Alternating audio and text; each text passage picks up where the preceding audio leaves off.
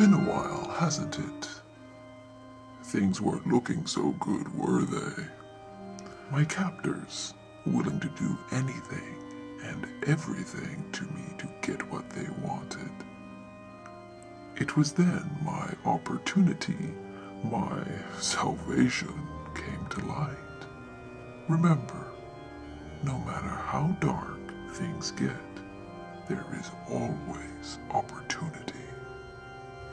Let the seduction begin. I see they cleaned you up. It was most appreciated. Next time, tell your assistants that just a rag and water does wonders. Those little lemon-scented moist towelettes sting like a bitch. Looks like the fangs have grown back in, along with that charmingly uppity attitude of yours. And the eye is, well, almost. All the better to see you with, my dear. Put these on, I just ate. Don't take them off till that resembles an eye.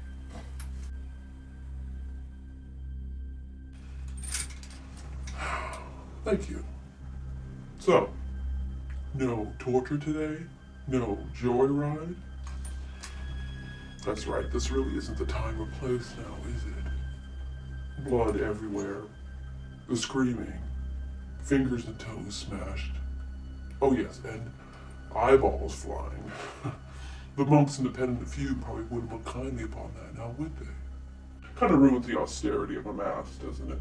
Well, you can always tell them it's for the sacrament.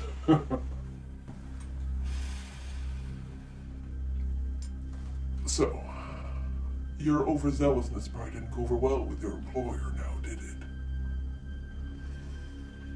Got a little too carried away with the prize. No. He seems to prefer you intact. Good thing you heal quickly. I'm sorry. I should have told you about that little quirk of his little obsession with appearances. It's alright. Had I been in your shoes, I would have done exactly the same thing.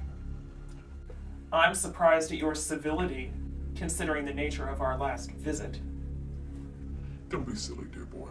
I'm not angry at you at all. You're only doing your job. Which, in fact, you did with wonderful enthusiasm and creativity. I admire that. But isn't this an odd time of day for you to be here? The sun's squarely in the middle of the sky. The sanctuary's pretty quiet. Your goons don't start crawling around glaring at me until evening. You're alone, aren't you? I don't think anybody knows you're down here. That's my business. I do as I like.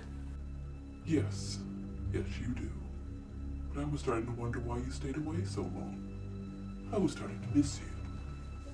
So, shall we discuss the topic again? Don't waste your time. You know my will is much too strong for that, as we have seen. Even if I knew, I would never tell you where she was. Why don't we instead talk about what you really came down here for? I came down here to find the location of the woman. Your woman. No, you didn't.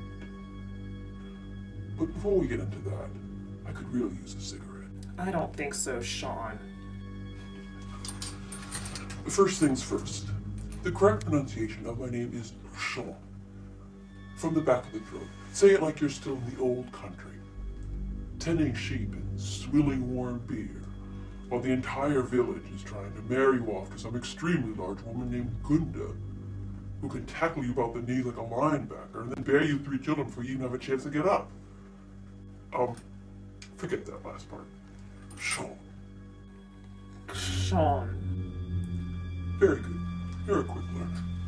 So, how about just a drag then? Please?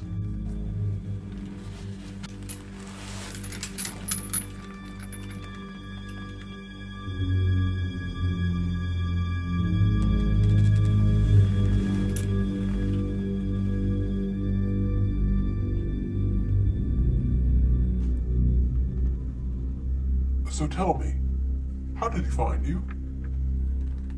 Find me? Who? You know exactly who I'm talking about. That's how it works. He finds you. I was in a lot of trouble. Was lost. Ended up in a shelter. He got me out. Oh, come now. There's a lot more to the story than this. Those marks on your arm say there's so much more. I was young, doing a lot of drugs. A lot of shit was happening at home. Parents kicked me out. Not for the drugs, but for... For sleeping with boys? No. Okay, fine. How'd you end up in the shelter? I had to get away. People were after me. I was out of options. I started, cutting.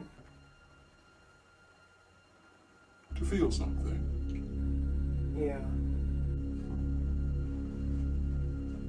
Better than nothing. Yeah.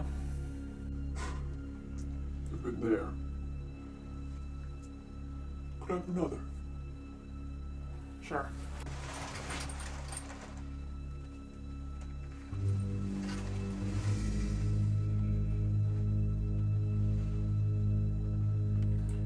The shelter was going to kick me out. Said I was a bad influence. Said I was attracting the wrong crowd. They were right. Rough trade, dealers. You get the idea. Rent boys, yes. One day I got called into the director's office. Thought my ass was going to be on the street. They said they had a job for me.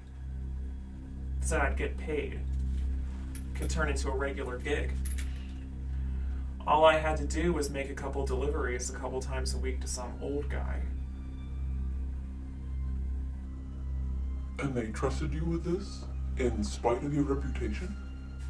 That's what I thought, but what the hell? I mean, why not? Take some geezer his groceries or whatever a couple times a week and get paid. Easy. Interesting. And I'm assuming you took them up on their offer? Thinking perhaps you could procure a little extra from this geezer? I sure did. And I have to admit, those were my original intentions. Understandable, considering what you were dealt with in life. I probably would have done the same thing. So, tell me, did you speak to him? Did you get to meet him? Well, when I got to the address, there were a lot of people around. Priests, young choir-type boys all milling around, looking very busy around a very large figure. I remember seeing some of the robe he was dressed in. Long, elegant, black robe. Red sash. But the most intense thing I remember was the strong smell of... Roses. Oh, yes. He had a weakness for roses. They were everywhere. Most bishops carried holy water with them. Not him. He carried vials of rose water. The smell was intoxicating, almost sickening. After a while, I started associating the rose, the flower, the smell with... him. Indeed. He was enthralled with both the beauty and the pain the flower represented.